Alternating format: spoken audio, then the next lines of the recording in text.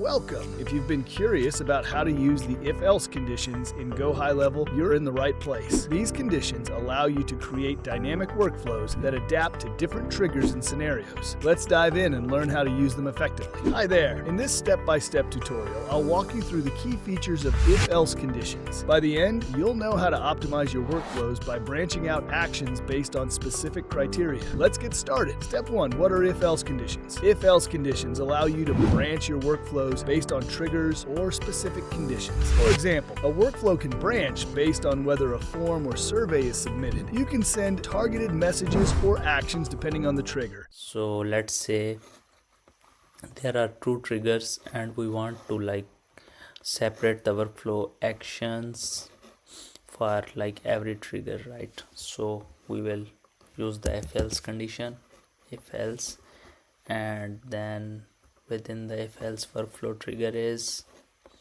right survey submitted, and then add a branch. Workflow trigger is form submitted, right?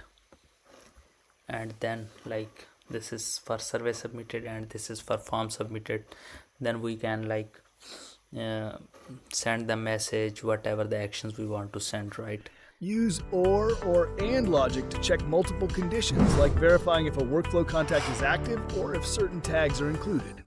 If we want to, we can also use within the same branch two things, like or if workflow trigger is that, if workflow trigger is that, right? Or, and we can also use and, right? If the workflow trigger is this, and it will then check the both conditions. Or means if it is that or that, right? And then this is for if we have more than one trigger, we can separate the workflow actions through that if else condition, right? And then we can Step 2. Using if-else with triggers. Let's start with a basic setup. Add an if-else condition to your workflow. For example, set one branch for when a survey is submitted and another for when a form is submitted. Assign specific actions to each branch, such as sending different follow-up messages. We can do with that. So and if we want to see if workflow contact is active in any other workflow, and we can use or here too, and we can also add another branch if workflow contact is active in any other workflow. Then based on these two, if it is active in that workflow, then we can do other actions. If it is active in that workflow, then we can do the whatever the actions we want to follow, right? Step 3. Leveraging tags and conditions. Tags allow you to filter and act based on contact segmentation. Set a condition to check if a tag is included or not included. For example, if a tag VIP customer exists, send a personalized thank you message. If it doesn't, proceed with a standard follow-up. Use tag is empty or tag is not empty conditions to branch actions accordingly. We can also use the if else conditions within the tags, right? So tags, if tag includes any of the tag, and if tag includes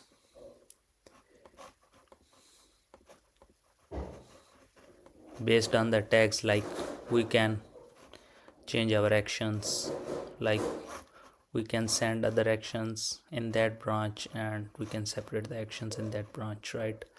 That is we can use these four things. Tag does not include it will say if tag does not include that, right? And tag is not empty or tag is empty, right? Not empty means it should have any tag. Empty means it should not have any tag, right? Step 4. Using custom fields for precision. Custom fields help create highly targeted workflows. For instance, if the custom field time zone is not empty, schedule messages according to the contact's time zone. If else, we can use based on the custom fields also, right? If the time zone is, we can select the time zone or we can use these 4 action if time zone is not that, or if time zone is not empty. Not empty means it should have any time zone. Empty mean it should not have any time zone, right? Add branches based on subscription plans, like sending specific emails for 3-month, 6-month, or monthly subscriptions. These fields enable personalized and relevant communication. Now let's say subscription plan is right monthly recurring. Add branch.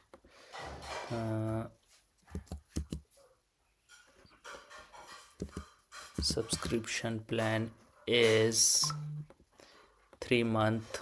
Add branch.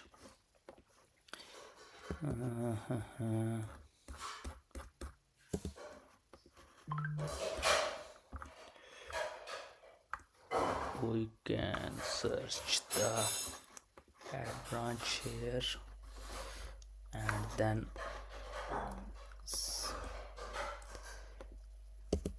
if the subscription plan is right 6-month, and then we can, based on the branches, we can use other invoice. We want to send the invoice, like we can send other invoice here, we can send 3-month invoice here, we can send 6-month invoice here. And Step 5. Additional applications of if-else conditions. Beyond basic triggers and tags, you can check if a contact is active in other workflows and branch actions accordingly. Use conditions for WhatsApp messaging, like verifying if a WhatsApp number exists. we can select like other custom fields also, like valid WhatsApp. If we are sending the WhatsApp message, like then if WhatsApp number is true, right? Automate actions for payments, AI bots, IVR workflows, and custom codes. Apply date-based conditions, such as checking if the current day matches a specific date or year. Tips for success. First, combine and or logic to create more complex conditions. Second, test your workflows to ensure branches operate as expected. Third, regularly update conditions to align with evolving business needs. Benefits of using if-else conditions. Dynamic workflows create adaptable processes for various triggers and scenarios. Enhanced targeting. Send tailored messages based on custom fields and tags. Streamlined automation. Manage multiple actions in a single workflow. Congratulations! You now understand how to use if-else conditions in GoHighLevel. With these tools, you can build smarter, more efficient workflows tailored to your needs. Have questions? Drop them in the comments below. Don't forget to subscribe for more guides, and I'll see you in the next tutorial. Thanks for watching.